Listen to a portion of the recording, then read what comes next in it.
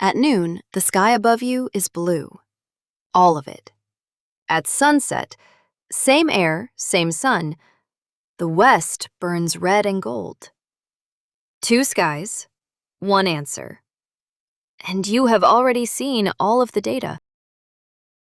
Why is the sky blue? Start with a stranger question.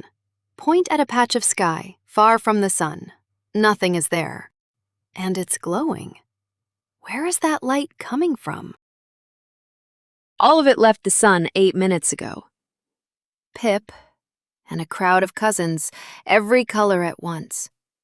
Together, that crowd is white light. 150 million kilometers of nothing. No traffic. Then, the last 100 kilometers. Air. Air is molecules, and a photon that flies too close gets flicked sideways, off course. And it isn't fair. Blue gets flicked about 6 times as often as red.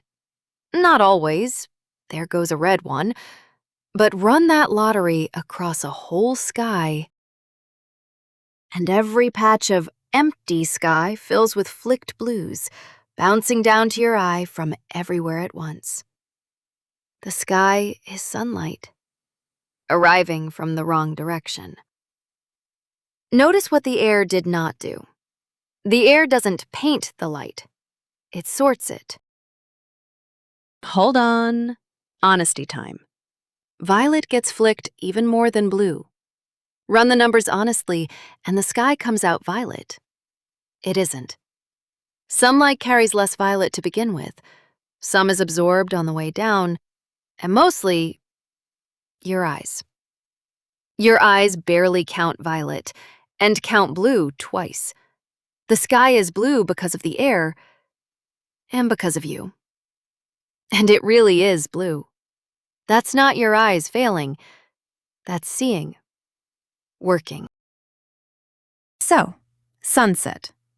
The light from the sun now comes in sideways through almost 40 times more air. The lottery runs, and nearly every blue is flicked out along the way. What survives the whole run is Pip's end of the crowd. The reds, the golds, and the missing blue didn't vanish. It is somebody else's daytime. Pip made it all the way. His cousins became the sky.